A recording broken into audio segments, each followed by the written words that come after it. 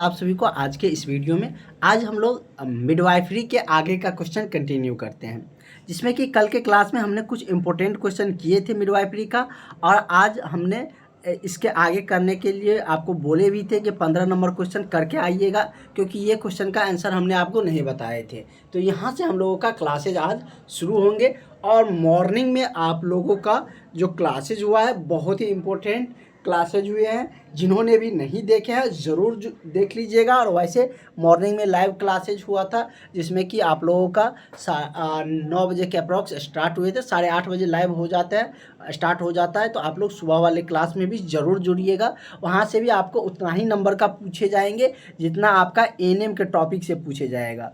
ANM का topic से भी 40 मार्क का पूछे जाएगा और मैथ रीजनिंग जीके जीएस से भी 40 मार्क का पूछे जाएगा, जिसमें कि हम आपको बहुत ही कन्फाइंड और सटीकली नोट्स प्रोवाइड कर रहे हैं और सटीकली बताते भी हैं वो टॉपिक जिससे आपका डायरेक्ट क्वेश्चन आएंगे।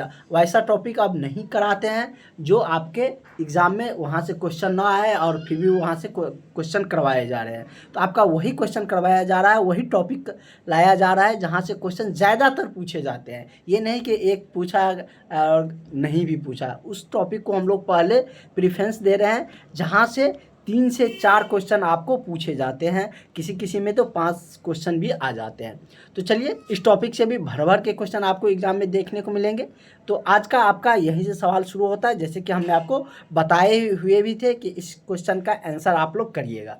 क्या कह रहा है क्वेश्चन कि गर्भस्थ शिशु के, जब गर्भ में शिशु रहता है तो उस समय गर्भस्थ शिशु के जो हृदय की धड़कन होती है उसका सामान्य दर कितना होता है। तो आप सबको पता है कि जब गर्भ में जब शिशु हो जाते हैं, भ्रूण से धीरे धीरे शिशु का निर्माण होते हैं, बनते हैं, तो वो क्या होता है, उसमें धड़कन धड़कने लगता है। तो वही पूछे जा रहा है आपका कि गर्भस्थ शिशु का जो हृदय की धड़कन होती है उसकी सामान्य दर कितना होता है, मतलब कि किस रेट से बढ़ते हैं। पर मिनट 70 से 80 या 120 से 140 या 100 से कम। तो कितना होते हैं, तो पर मिनट के हिसाब से 120 से 140 होते हैं। किसका, तो गर्भस्थ शिशु का हृदय दर की जो धड़कन होती है उसका दर। नेक्स्ट इम्पोर्टेंट क्वेश्चन है, इसमें हम आपको जो थ्योरी है वो भी बता देते हैं। क्वेश्चन क्या कह रहा है कि एक गर्भस्थ स्त्री के पेट के बीच में गहरी जो रंजित लंबवत रेखा कहलाती है। चलिए दिखाते हैं वो क्या कह रहा है क्वेश्चन में, उसका विद फिगर हम आपको समझाते हैं। तो इस रेखा के बारे में बात कर रहे हैं। ये आपको दिख रहा है यहाँ पे किसी किसी में भूरी, किसी में मतलब काले कलर का जो रेखा होती है वही रेखा की बात कर रहे हैं। तो चलिए इसके बारे में डिटेल्स में हम लोग जान लेते हैं। ये नोट्स भी आपको मिल जाएंगे इस तरीके से, जो भी रहते हैं वो सारे हम नोट्स आपको प्रोवाइड कर देते हैं। उसको कहा क्या जाता है, तो लीनिया नाइग्रा कहा जाता है। क्या है इसके बारे में समझते हैं। गर्भ अवस्था के दौरान पेट पर दिखाई देने वाली एक खड़ी, पेट पर दिखाई दे रही थी एक खड़ी रेखा थी, जो कि कैसे है, गहरी भूरी रंग की हो सकती है। अभी जो दिखाए वो भूरी कलर की ही थी, और काली कलर का भी होती है। गहरी भूरी या काली कलर की रेखा होती है जो नाभिक नाल से कहाँ तक, जंघा के क्षेत्र तक, और कभी कभी किसी किसी में पेट के ऊपरी भाग तक भी बढ़ जाता है यह रेखा। और यह कब होती है, गर्भस्थ मतलब गर्भधारण के समय में। वही यहाँ पर लिखा गया है कि यह गर्भ अवस्था में हार्मोनल परिवर्तन के कारण त्वचा में जो मेलेनिन होती है उसके उत्पाद में वृद्धि होने के कारण ये जो रेखा है वो आपको देखने को मिलती है। आप देख सकते हैं, दिख रहा है ना आपको, इस तरीके से भूरी रेखा दिख रहे हैं। और अब ये सिर्फ भूरी कलर का ही नहीं, काली कलर का भी हो सकते हैं। तो क्या है, समझ लिए आप लोग। तो चलिए फिर क्वेश्चन पे रिटर्न आते हैं। तो यही आपसे पूछा जा रहा था कि एक गर्भ स्त्री के पेट के बीच जो गहरी रंजित लंबवत रेखा है उसको क्या कहा जाता है, तो अभी हमने देखे थे। तो उसे क्या कहा जाता है, तो उसको कहा जाता है लीनिया नाइग्रा। क्या कहा जाता है, लीनिया नाइग्रा। इस दोनों में कंफ्यूज नहीं करिएगा, उसको क्या कहते हैं, तो लीनिया नाइग्रा कहते हैं। इसका करेक्ट आंसर आपको पता चल गया। तो चलिए हम लोग नेक्स्ट क्वेश्चन की तरफ बढ़ते हैं। हमारा अगला क्वेश्चन ये रहा, क्या कह रहा है पढ़िए क्वेश्चन। कह रहा है कि गर्भ अवस्था की अवधि में गर्भाशय का जो फंडस नाभिक है एवं जिफिटर्म्स के मध्य कब होता है। क्या कह रहा है क्वेश्चन कि गर्भ अवस्था की अवधि में गर्भाशय का फंडस नाभिक एवं जीफी स्टर्म के मध्य कब हो जाते हैं। 20वें सप्ताह, 26वें सप्ताह के मध्य में, या 24वें, या 30 सप्ताह। ये कब होते हैं, तो ये आपको 30 सप्ताह के मध्य में होते हैं। ठीक है, इस तरीके से हम लोगों का ये भी टॉपिक कुछ इसका जो कुछ क्वेश्चन थे इंपॉर्टेंट क्वेश्चन हमने पहले भी करवा चुके हैं। इसके बाद हमने जो आपका कम्युनिटी हेल्थ नर्सिंग है उसका बहुत सारे क्वेश्चन इंपॉर्टेंट क्वेश्चन करवाए हैं और उसका सारा वीडियो सारे नोट्स आपको मिल गए होंगे जो भी पेड क्लास में जुड़े हुए हैं। और जिन्होंने भी नहीं जुड़े हैं, अगर आपको रिजल्ट चाहिए, आपको 2 टाइम क्लासेज मिल रहे हैं, आपको निश्चित ही रिजल्ट होंगे। इसके लिए आप लोग इस नंबर पर कांटेक्ट करके व्हाट्सअप करके क्लास में जुड़ जाइए। जिन्होंने भी अभी तक क्लास में नहीं ज्वाइन किया है, बहुत सारे स्टूडेंट अभी सोच रहे होंगे कि हम ज्वाइन करेंगे, कब ज्वाइन करेंगे, लेकिन अब आपके एग्ज़ाम बहुत नज़दीक है, तो इस बात को ध्यान में रखते हुए अपनी तैयारी पर फोकस करें। निश्चित ही आपको रिजल्ट मिलेगा। अगर आप सोचते रहिएगा तो समय निकल जाएगा, फिर एग्ज़ाम के कुछ ही दिन बचने पर आप कितना तैयारी करिएगा। सिलेबस तो बढ़ गया है, तो इसलिए अभी से आप लोग जुड़े रहिएगा तो निश्चित रूप से आप लोगों को रिजल्ट होगा। और थोड़ा पढ़ने का जो टाइमिंग है उसको भी बढ़ाइए। अगर 3 आवर पढ़ रहे हैं तो उसको 3 से 5 करिए, और कोई 5 आवर पढ़ रहे हैं तो 6 ले जाइए उसको। इस तरीके से टाइम थोड़ा सा बढ़ाइए पढ़ने का। और जो भी हम आपको बताते हैं, जैसे कि मॉर्निंग में भी बहुत सारे क्वेश्चन बताए, मैथ का क्वेश्चन बताए, जीके जीएस का बताए, उसके बाद अभी आपका ये मिडवाइफरी हो रहा है, तो इतने सारे क्वेश्चन का रिवीजन भी करिए। ये नहीं कि हम आपको एक दिन में 100 क्वेश्चन करवा दिया, आप रिवीजन नहीं किए, तो उससे कोई फ़ायदा होने वाला नहीं है। सिर्फ क्लास पढ़ने से, बहुत सारा क्लास कर लेने से कोई फ़ायदा नहीं होंगे, उसको आपको रिवीजन करना पड़ेगा। और आप अपने कैपेसिटी के अनुसार देखिए कि हम एक दिन में कितना क्वेश्चन को रिवाइज कर पाते हैं, उसको सही से याद रख पाते हैं। एक दिन में आप 20 ही क्वेश्चन समझिए, लेकिन वो अगर 20 क्वेश्चन करते गए तो बहुत क्वेश्चन आ जाएगा और आप एग्ज़ाम में उसको बना सकते हैं। ठीक है, क्या कह रहा है क्वेश्चन कि सामान्य जगह पर स्थित प्लेसेंटा के बारे में कल के क्लास में हमने पूरी डिटेल्स में चर्चा की थी, विथ फिगर हमने आपको समझाए थे। तो वही उसी से क्वेश्चन आया है, क्योंकि हमको पता था कि प्लेसेंटा से बहुत सारे क्वेश्चन बनते हैं, इसलिए हमने कल के क्लास में उसको पूरी डिटेल्स में डिस्कस किए थे। इसलिए कहते हैं सारे क्लास एक दूसरे से इंटरलिंक रहते हैं। कह रहे कि सामान्य जगह पर स्थित प्लेसेंटा के समय से पहले अपनी जगह से अलग हो जाने को क्या कहते हैं। प्लेसेंटा प्रीविया, या प्लेसेंटा प्रीविया कहा जाता है, या एवर्प्सियो प्लेसेंटा, या प्लेसेंटा एक्रिक्रीटा। तो क्या कहे जाते हैं उसको। अगर प्लेसेंटा हमने आपको दिखाए थे ना, मतलब कि प्लेसेंटा का क्या वर्क क्या था, कहाँ पर स्थित थे, हमने पूरी डिटेल्स में फिगर भी समझाए थे, और उसका जो थ्योरी नोट्स थे वो भी हमने आपको कल के क्लास में ही प्रोवाइड कर दिए थे। तो वहाँ से आप वो नोट्स आप निकाल लीजिए और वहाँ पर देखिए प्लेसेंटा किस जगह पर स्थित है। वही इस क्वेश्चन में कह रहा है कि सामान्य जगह पर स्थित प्लेसेंटा समय से पहले अपनी जगह से अलग हो जाना क्या कहलाता है। तो उसको क्या कहते हैं, तो उसे कहा जाता है एब्रेसियो प्लेसेंटा। तो करेक्ट आंसर क्या हो जाएगा आपका, ऑप्शन नंबर बी इसका सही आंसर हो जाएंगे। ठीक है, नेक्स्ट क्वेश्चन की तरफ बढ़ते हैं। यहाँ तक क्लियर है आप सबको। सारा क्वेश्चन हम आपको समझाते हुए पूरी तरीके से बढ़ रहे हैं आगे, जिससे कि आपकी तैयारियाँ बहुत ही मजबूती से हो, आपको एग्ज़ाम में ज़्यादा कन्फ्यूजन ना आए। उस तरीके से हम आपको डिटेल्स में चर्चा भी कर देते हैं और आपको वो सारे जो इम्पोर्टेंट क्वेश्चन है वो हम आपको बता भी देते हैं। कह रहा है कि एड्स की जो रोकथाम है उसमें उपयोग गर्भ निरोधक है क्या, नसबंदी, या कॉन्डम, या स्त्री नसबंदी। तो ये नसबंदी या नसबंदी ऊपर में जो दिया गया है ये पुरुष के लिए है, और यहाँ पर क्लियर लिख दिया गया है स्त्री नसबंदी। और बी ऑप्शन क्या है, कॉन्डम। तो एड्स के रोकने के लिए गर्भ निरोधक के तौर पे क्या यूज किया जाता है, तो कॉन्डम का किया जाता है, ये सबको पता है। तो करेक्ट आंसर क्या हो जाएगा, ऑप्शन नंबर आपका बी सही हो जाएगा। नसबंदी क्या होता है, तो ये आपका परमानेंट सोल्यूशन होता है। क्या होता है, अस्थाई, कल के ही क्लास में शायद हुआ था या उससे पिछले क्लास में। अस्थाई क्या होता है, यह गर्भधारण को अस्थाई रूप से रोक देता है। ठीक है, या क्वेश्चन ये पूछा गया था कि परिवार नियोजन को अस्थाई रूप से किस विधि द्वारा रोका जाता है।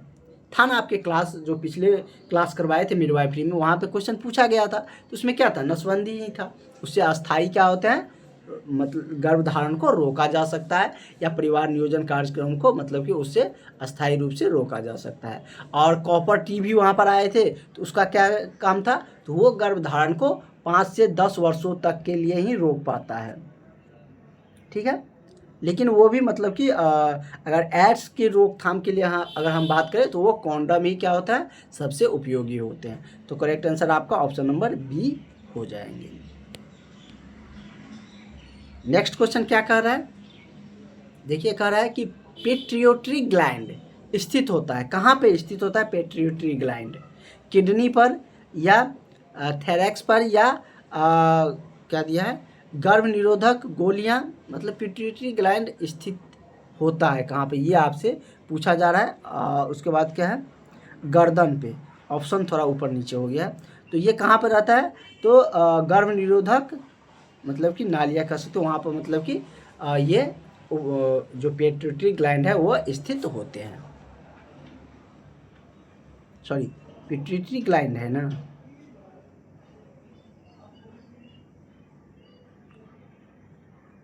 पिट्यूटरी ग्लैंड के स्थित के बारे में पूछ रहा था। तो वो मतलब कि मस्तिष्क में ही होते हैं, मस्तिष्क के ऊपर होते हैं। उसको दूसरे नाम से भी जाना जाता है, जिसे हम लोग क्या कहते हैं, तो पीयूष ग्रंथि भी कहते हैं। और यह कहाँ उपस्थित होते हैं, कहाँ पे होते हैं, तो फिगर भी हम आपको दिखा सकते हैं। यह आपका मानव के मस्तिष्क के आधार पर होते हैं और नाक के पुल के ठीक पीछे होते हैं। ठीक है, तो यह आपको समझ में आ गया कि ये कहाँ पर स्थित होता है, यह एक खोखली जगह में स्थित होते हैं। ठीक है, तो ये मतलब कि किस जगह पर स्थित होता है वो आपको देखने को मिल जाए। यहाँ पर मतलब कि सारी डिटेल्स लिखा हुआ है, वहाँ पर ऑप्शन ऊपर नीचे था, दोनों में डी कर दिया गया है, तो उसको हम सही करवा देते हैं आपको। यहाँ पर 2 ऑप्शन में डी कर दिया गया है, इसलिए हम आपको पूरी डिटेल्स में बता दिए। यहाँ पर ए बी, यहाँ पर सी कर लीजिए, डी नीचे वाला हो जाएगा। अरे इसमें तो ऑप्शन ही बहुत सारा है। ठीक है, तो ये इसका करेक्ट आंसर हो जाएंगे। क्या चीज़, तो आपका मस्तिष्क पर होते हैं, और उसकी सही स्थिति के बारे में भी, एग्जैक्ट लोकेशन भी हमने आपको उस पॉइंट में बता दिया है, उसमें मतलब कि पूरी डिटेल्स में वहाँ पर चर्चा कर दी। तो चलिए नेक्स्ट क्वेश्चन हम लोग कर लेते हैं। क्या कर रहे हैं, एब्रेसियो प्लेसेंटा का पूछ रहा है, उसके बारे में कि उसका अर्थ क्या होता है। तो प्लेसेंटा से तो भर भर के क्वेश्चन आ रहे हैं, इसलिए हमने आपको पहले उसके बारे में डिटेल्स में बता रखे हैं। तो एब्रेसियो प्लेसेंटा की हम बात करें, एब्रेसियो जो प्लेसेंटा होता है उसका अर्थ पूछ रहा है। अपरा के, पहला है कि अपरा के निम्न गर्भाशयी दीवार पर आरोपण, या भ्रूण झिल्ली, या सामान्य अपरा, या सामान्य समय से पहले अपरा का पृथक्करण हो जाना। तो क्या होता है, तो जो एब्रेसियो प्लेसेंटा का जो अर्थ है वो सही मायने में क्या होता है, अगर समय से पहले अपरा का अगर पृथक्करण हो जाता है तो उसी को क्या कहा जाता है, तो एब्रेसियो प्लेसेंटा कहा जाता है। तो करेक्ट आंसर क्या हो जाएगा, ऑप्शन नंबर आपका सी सही हो जाएगा, सॉरी इसका डी सही हो जाएगा। नेक्स्ट क्वेश्चन क्या है, नेक्स्ट क्वेश्चन आपका है कि एवलिकल जो कार्ड होती है उसकी सामान्य लंबाई क्या होता है। एम्बल जो लीकल कार्ड है उसकी सामान्य लंबाई पूछ रहे हैं आपसे, जैसे कोई चीज़ का लंबाई होता है ना, इसी तरीके से इसकी लंबाई पूछ रहा है। 10 सेंटीमीटर, 50 या 20 सेंटीमीटर या 75 सेंटीमीटर, तो कितना होते हैं, तो इसकी जो लंबाई होती है सामान्यतः 50 सेंटीमीटर होती है। कितना होती है, 50 सेंटीमीटर। तो तो करेक्ट आंसर आपका ये हो जाएगा। निषेचन को लेकर है, फर्टिलाइजेशन की प्रोसेस या उसकी प्रक्रिया के बारे में पूछ रहे हैं। तो फर्टिलाइजेशन प्रक्रिया की अगर हम बात करें तो उसके बारे में भी हमने आपको डिटेल्स में बता रखे हैं कि जो फीमेल और मेल का जो स्पर्म होते हैं वो जो मेल का स्पर्म आता है उससे फीमेल के बॉडी में जाने पर क्या होता है, तो एक युग्मनज का निर्माण होता है जिसको जायोट कहा जाता है। उसके बाद क्या होता है, भ्रूण बनते हैं और भ्रूण से धीरे धीरे क्या होता है, शिशु का मतलब बनने लगता है। ठीक है, तो इस तरीके से मतलब कि उसके बारे में आप लोग को डिटेल्स में बताए भी थे और आप लोग जानते भी हैं निषेचन की प्रक्रिया के बारे में। पूछ रहा है कि निषेचन के लिए शुक्राणु का जीवित होता है, मतलब कि निषेचन के लिए शुक्राणु का जीवन काल होता है कितने घंटे के लिए, कितने घंटे तक मतलब कि वो मतलब कि जीवित रहते हैं। जैसे इसमें दिया गया है, फर्स्ट ऑप्शन 30 घंटे, दूसरा है 80 घंटे, तीसरा है आपका 96 घंटे, चौथा है आपका 48 घंटे। तो ये मतलब निषेचन के लिए जो शुक्राणु का जीवन जो होता है वो कितने देर का होता है, तो 48 घंटे का। ठीक है,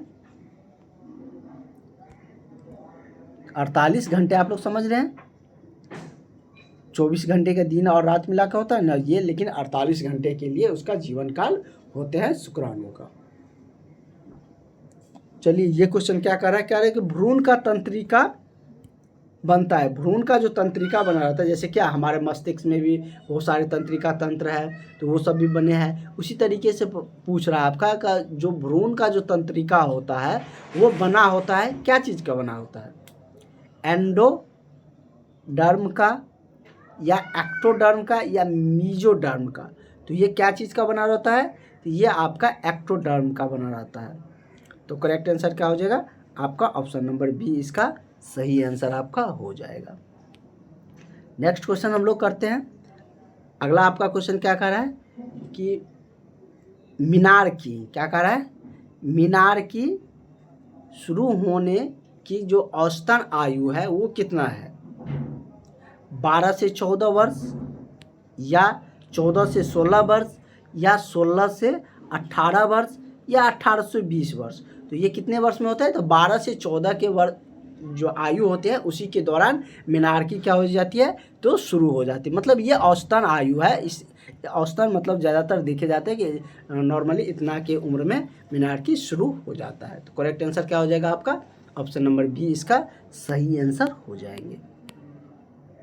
अगला क्या है, गर्भ अवस्था में अपरा एवं भ्रूण के वजन का अनुपात क्या होता है।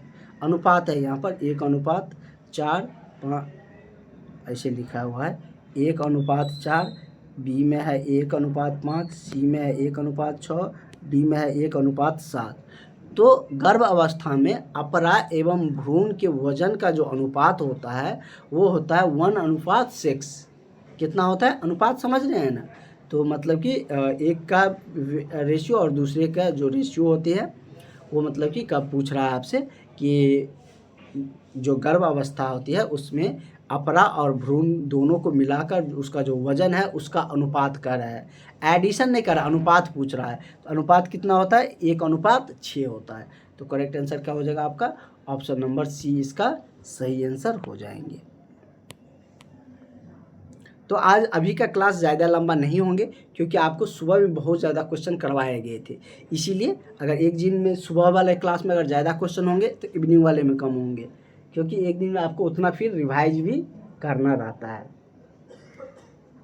ये सब जैसे पढ़ाते हैं ना, मतलब कि एएनएम का टॉपिक ये सब में क्या है कि मतलब कि सिंगल वन लाइनर क्वेश्चन सब है। तो इसको क्या करिएगा, तो आप लोग पीडीएफ से ही पढ़ लीजिएगा, इतना लिखने में बहुत ज़्यादा दिक्कत होंगे क्योंकि इसमें तो क्वेश्चन है हम मतलब 100 200 सब पीडीएफ से कराते हैं। तो इस सबको लिखिएगा मत।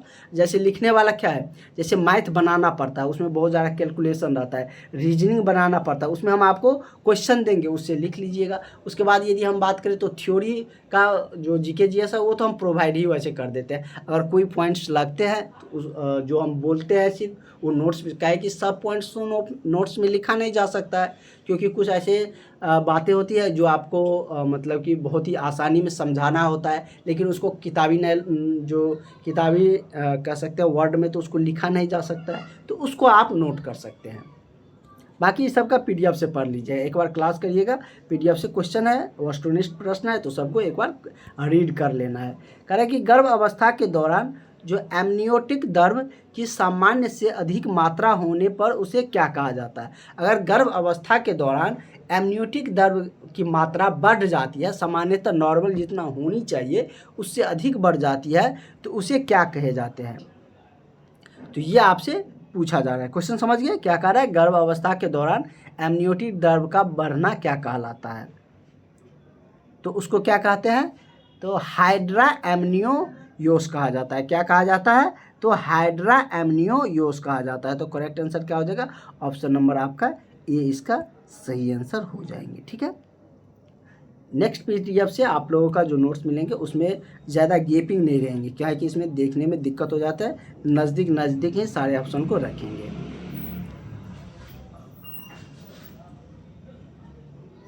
तो चलिए, और किसी किसी ऑप्शन में किसी किसी क्वेश्चन में 5 ऑप्शन है तो घबराइएगा नहीं, जो आपका सही आंसर रहेगा, कोई एक ही आंसर ना सही होंगे, ऑल ऑफ दीज वाला रहता है तो वो अलग बात है, लेकिन ज़्यादातर में तो एक ही रहते हैं, ऑल ऑफ दीज नहीं दिया रहता है, तो 5 भी ऑप्शन रहेंगे, तो उससे आप उसमें से निकाल सकते हैं सही आंसर को। कह रहा है कि प्रसव के बाद पहले 6 सप्ताह को क्या कहा जाता है। प्रसव के बाद पूछ रहा है, प्रसव के बाद जो पहला छठा पहले जो 6 सप्ताह होती है उसको क्या कहा जाता है, ये आपसे पूछा जा रहा है। तो उसको क्या कहा जाता है, गर्भ अवस्था या प्रसव, प्रसव उपरांत काल, या क्या कहेंगे। प्रसव के बाद है तो प्रसव उपरांत काल ही न कहेंगे, तो क्या हो जाएगा, ऑप्शन नंबर बी इसका ये वाला सही हो जाएगा। ठीक है, ये तो नाम से ही क्लियर था कि प्रसव के बाद 6 हफ्ते तक को क्या कहा जाता है, तो उसको प्रसव उपरांत काल कहे जाते हैं।